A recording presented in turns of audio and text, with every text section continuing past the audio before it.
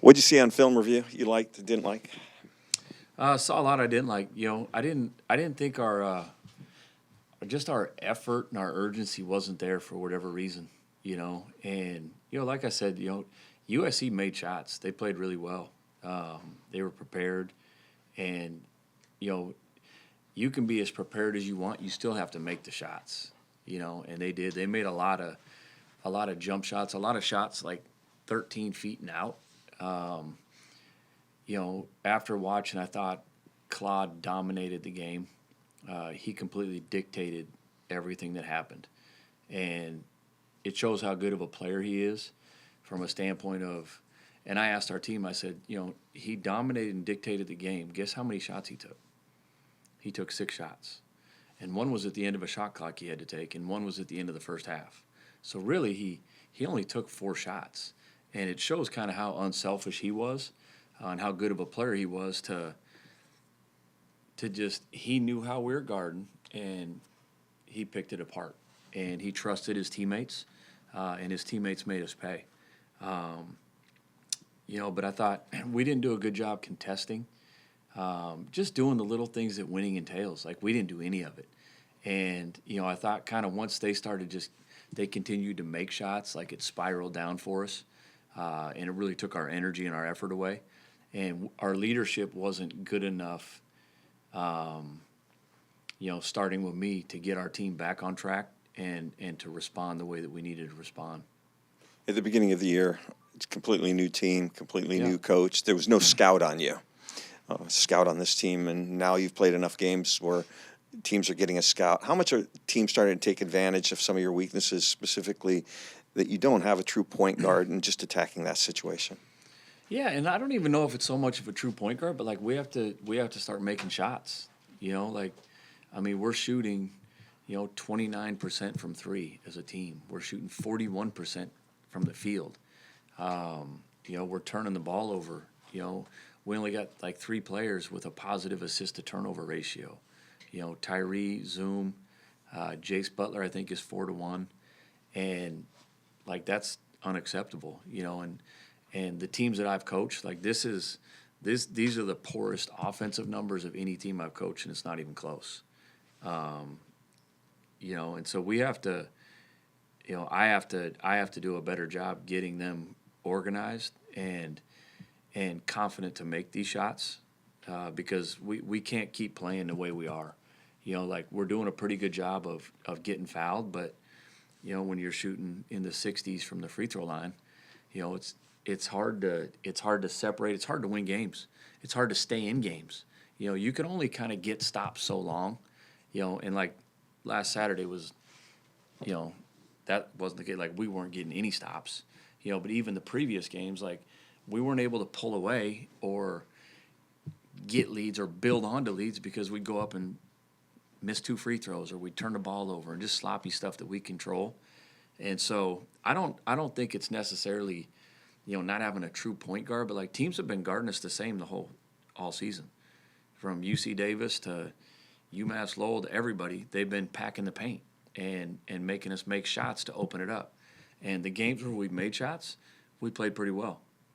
Like Colorado State, we hit, 10 threes. That's why we won the game. Like they had the same game plan as everybody, and we were getting the same exact looks we have every other game, but we made them. Tyler made, I think, 5 that game. But, we have to have other guys, step up and make shots. And they know who they are. And I've told them, like, there's a reason you're here, and you got to start producing. And I've heard you say, and other players have like said that, guys are making shots at practice. Yeah. We heard all summer how DJ was a bucket and other guys were making shots. Just what isn't translating? What is the part that's just not carrying over from practices to these games? I don't know. Like they're getting, yeah, I don't know.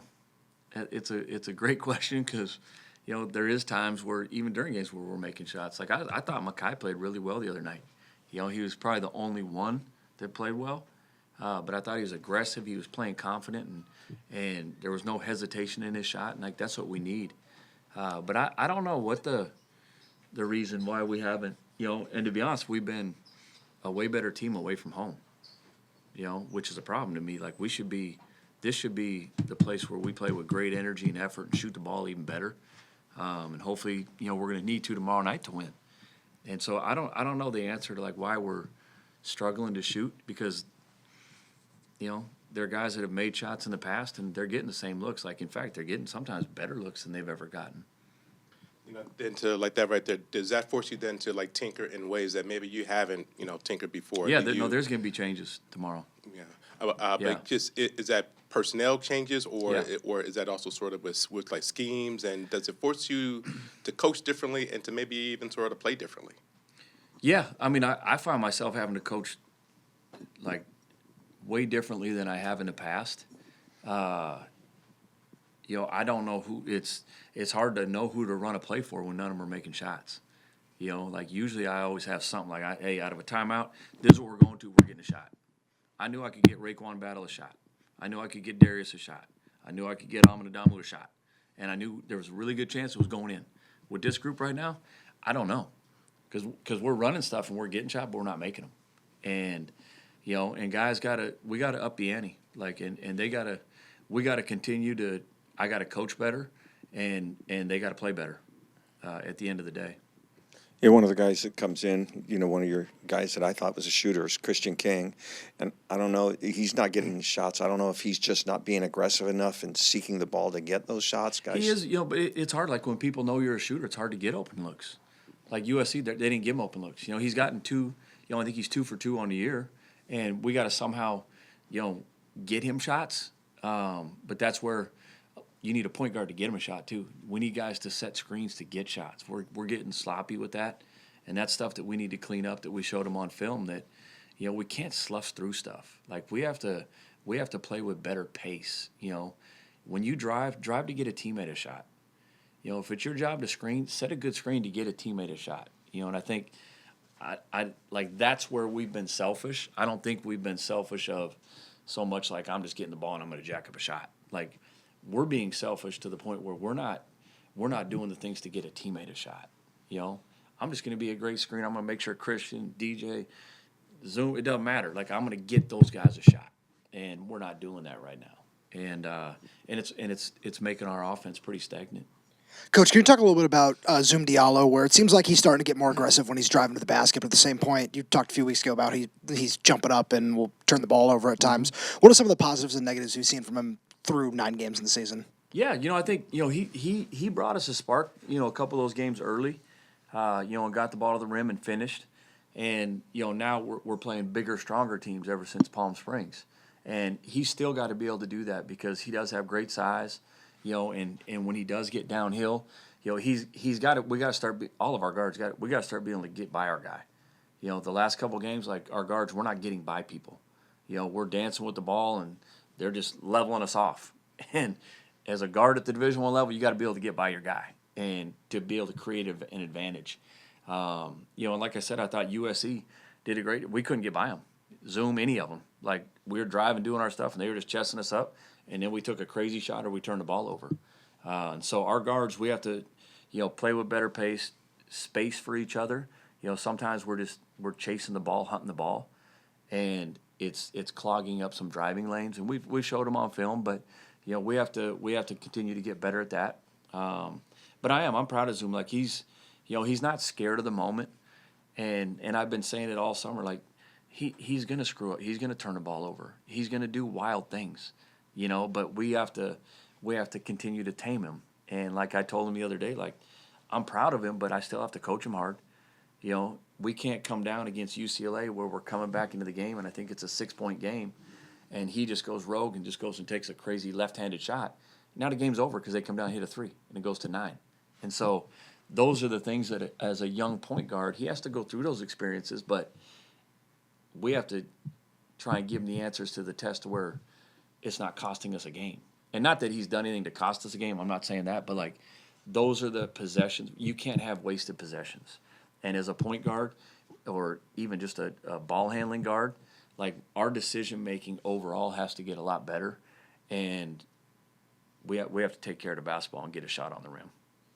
Hey, Coach, last week you mentioned your team needed to be ready for the physicality of the Big Ten. How concerned are you with your team's response against UCLA and USC, especially with the next round of Big Ten waiting around the corner? Yeah, I mean, I thought we responded. We played pretty well against UCLA, who's a strong physical team. I think we ended up out rebounding them. Now in the first half we got our butts kicked, but the second half we responded. And I thought we played with some toughness and some fight. Against USC it wasn't as much of a physical game. Like they spread us out and they played five guards a lot of the time, and they did a really good job. They just they made shots and they really executed. And offensively, it's hard to play physical when teams are just packing the paint and you're just passing around the perimeter, not getting by anybody, and not making shots to make them come guard us. So I don't even know if it was like a physical game, so much, other than like when our guards drove, they got really physical and chested up, and we couldn't get by them. Credit to them. And then what do you need to see from KC to have him earn some more minutes here in the future? Yeah, playing smarter. He had two fouls, illegal screens. He's got to get better at the end of the day. He's got to play with better pace. He's got to play with more competitiveness and more physicality. Hey, is Tyler maybe somebody that you can find, maybe draw something up for and maybe get a shot from? And I asked because that last game, I think you only took one shot in that first half when you guys were really needing a bucket. Yeah. And that kind of seemed to stand out. Yeah, and there's things that we have, and it kind of goes back to Zoom. Like when he gets it, he's got to be able to get by guys too, But somehow we got to be able to get him into space, and and let him, shoot his pull up or get to the rim, or because right now a lot of the times we're just getting catch and shoot threes off some of our post ups, whether it's guards posting up or great posting up. But he is we have to be able to manufacture some more shots for him. And then great. I mean, we sort of talked and we really haven't brought him up yet. Just the things that you've seen from him. I mean, it feels like so much is just asked of great. Like he has to do so much for you guys. Can you help him in any ways to maybe not have to be Superman on every night? Yeah, I mean, yes and no. He's got to play better. And it's just the truth. And everybody knows it. Everybody sees it. He's missing bunnies. His focus is just off right now for whatever reason. I think he's putting too much pressure on himself. But he's missed 5 or 6 dunks in the last couple games. Missing point-blank layups, shooting 50% from the free throw line. It's not good enough. And he knows that. And, the only way is to get in the gym and work, and you just have to work yourself out of it. And, I think he's committed to doing that. I hope he is. But that's the only way he's going to get out of this funk. And, it's like shooters. You just got to keep shooting until you get out of it. But you have to put the work in to do it too, and once you're, it's kind of like anything, the more you prepare, the more confident you're going to be at the game time. And then just how important is this sort of 4-game stretch here? 4 games in over 3 weeks? You have some time between games before you get into that 8-week sort of uncharted grind of the Big Ten. Yeah, I mean it's a really important stretch because we're playing 4 really good teams, and we're playing teams that, that'll have an edge playing against us, starting tomorrow night. And you look at Eastern Washington, they've played. Imagine one of the tougher schedules in the country. They've been on the road. Washington State, Missouri, at Santa Barbara.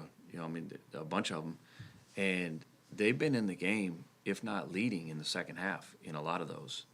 And the Missouri game, they're down 2 with 4 minutes to go. Missouri just beat Kansas the other night. And they can really score. They play with great pace. They turn you over, and we're gonna have to get a lot better by tomorrow night. If we want to get the result we want to get, and I fully expect our team to do that. I think we were pretty embarrassed with how we played, and just kind of. How we didn't respond to adversity, and that was probably the most disappointing thing, is we know adversity is going to hit, but we didn't respond the way a mentally tough team does. You mentioned changes for tomorrow night. Is that a matter of just mixing things up? Is it sending a message? Is it rewarding guys? A little bit of everything. Like we have to change something up. We just do. And there are some guys that, like we need everybody to have 2 feet in. And some of the guys that have 2 feet in, like they're going to play. I have to get Jace Butler more minutes. I do. With the guys shooting the way they are, I got to give somebody else those shots. And I love the way he continues to practice and play as hard as he can every practice, every shoot around. Like, I never worry about Jace being somewhere out here. I know he's all about the team, and he wants to compete. And those are the guys that I'm going to coach from here on out. And, is he going to do some crazy stuff just like Zoom as a freshman? No question. No question. He's going to run into screens. He's going to turn the ball over. Yeah, but I know he's going to run through a brick wall to try and get it done. And those are the guys that you win with, and that's the kind of culture that we need to, build to sustain here. So I need to find some minutes for him, among a couple other guys, and other guys' minutes, they will go down, until they start producing better. One guy that I'm really curious just to get your take on from what we've seen from him this season is Tyree, where it seems like that's somebody where he can really stretch the floor when he's out there in terms of, Tyree stretching the floor? in terms of running full court and different things like that. No question. Yeah, He's and fast. and just in that vein, is there something where, without Frank Kepnong, do you feel that you can't really do that very well because you don't have the bodies down low to get all the boards that you might want? I don't understand your question. Just in terms of So you're when saying, you got like, use his speed full court. Yeah. What does that have to do with Frank? with Frank and just not having the bodies down low to maybe pull down as many rebounds as you would want over the course of a game, where it seems like obviously USC was making a whole lot of shots the other night, but I still don't understand. So are I'm you sorry. saying for him to pick up full court defensively, or are you talking no, offensively. Yeah. Okay, so what do you want him to do offensively? What's your question? My question is, it didn't seem like you guys were pulling down the boards you might have wanted to against USC. Well, if we're on offense, how are we pulling down boards?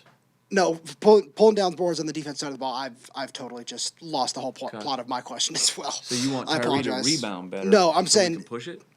I'm saying if guys like Frank are on the floor, Yeah.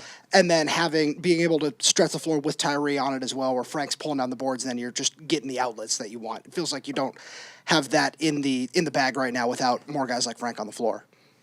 So basically, defensive rebounding. Yeah. So we can get out in transition. Yes. Yeah, and obviously it was a huge problem against USC because they didn't miss. So there wasn't a lot of shots to rebound, to be honest with you, in that game.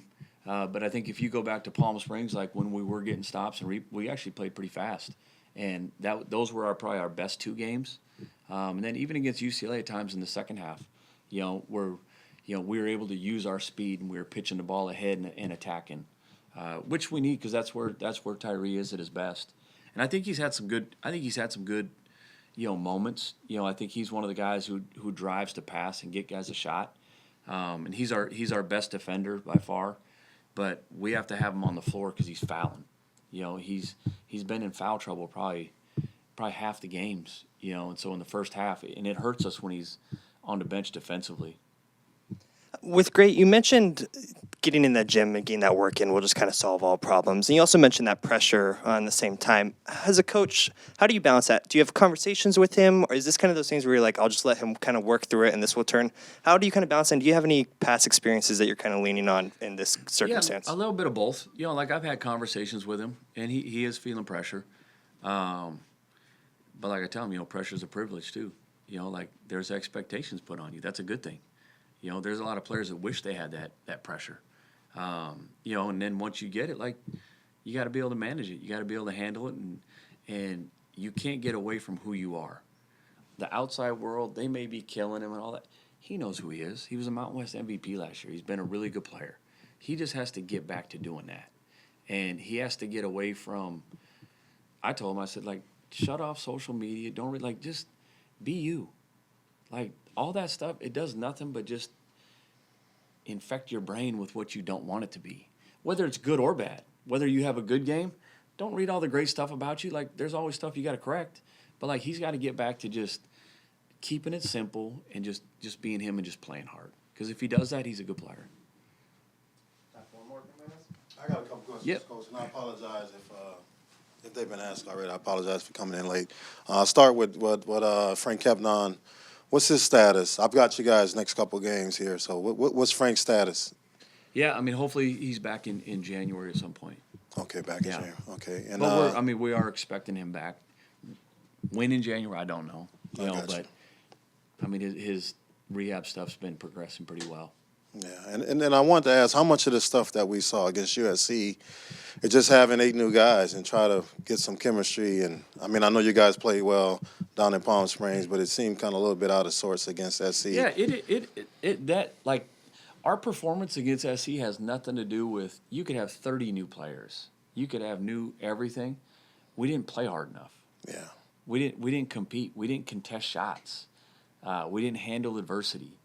Like I don't care who you are. Like if you're on, like you have to be able to do that as a player, And we didn't, for whatever reason. And hopefully, sometimes teams need a butt kicking like that to. Okay, now I know what coach has been talking about in practice. Yeah. I saw it 2 days prior in our preparation when we're going through how we're guarding certain players, and it was very, very simple. And we still had multiple players screwing it up. And I knew that was a problem. And I knew our focus and our intent wasn't there. And like I said, I don't know if they were just caught up in some distractions and hoopla, Big Ten, first home, like whatever it was, but we can't see that team anymore. And it's going to get harder, because there is some really, really talented teams in the Big Ten. And, yeah, our talent level's not there yet. But that doesn't matter. Like, we still have to play with the same effort and competitiveness that we did not play with on Saturday. Let me ask you this: I know, Great Osabor is your best player, but who's the leader? Who's the guy that holds everybody accountable in a situation like against USC that gets on guys post game to say, "Hey, you just didn't bring the energy, you didn't bring the effort." Who's that guy? That's the problem. You don't have that guy. That's the problem. Like it usually is great, but when you're playing poorly and you're almost just thinking too much about yourself, you're not thinking about the team. Gotcha. And it wasn't just him, but everybody. And that's why I challenged like a lot of our veteran guys. Like, where were you? Like, did you not sense things not going the way we needed to go? Like they've all been through a lot of high level games before. Yeah. And and that there was a disconnect Saturday. And it's my job to get that back connected. Because there was a disconnect for whatever reason, and I have to do a better job of getting my team to be able to handle adversity, and not just when you get punched in the face, just keep backing up and keep getting punched in the face because that's what we did. Yeah. And that's not a trait of my teams. That's the first time I've gone through something like that, and I still have a bad taste in my mouth because of it. And like I said, it was us. Yeah. There ain't nowhere else to look. Yeah. There's nowhere else for me to look other than like in the mirror. Like, what did I do wrong? Because obviously I did not have our team ready to respond to adversity, and to have the confidence to be aggressive. And I told the team that. I apologize to them for that. Yeah. Well, one of the blessings is you got 4 non-conference games coming up. Eastern, Seattle U, Washington State, and New Jersey. 4 really good ones, yeah. But you got a chance to right the ship instead of going from that game right into Maryland and Illinois. When I spoke to you at Montlake Madness, when I asked you what was your biggest concern, you told me point guard. I like Zoom Diallo. I haven't been to a lot of practices, but I like the young man. I like the way he plays. Have you been satisfied with what he's doing? And when you talk about the changes that you're making, are you thinking of making a change at the point guard position? No. Like they'll still all play. I'm concerned about every position, to be honest with you, and that's not like I am. Like we need consistency. Like we still haven't had guys at each position like separate themselves. So like it's hard to put together a rotation when nobody's separating themselves. Like, yeah, you play good 1 every 4 games. Like that's not good enough to be a starter. Okay, well, he's not either, and he's not either. So it's like you're almost just kind of throwing lineups in the air and hoping something sticks that game. And we have to have some guys like they have to take that spot, and they got to be able to do the right thing all the time. How much of that is this new era NIL, though, Coach? How much of it is NIL where guys got their money now and just complacent?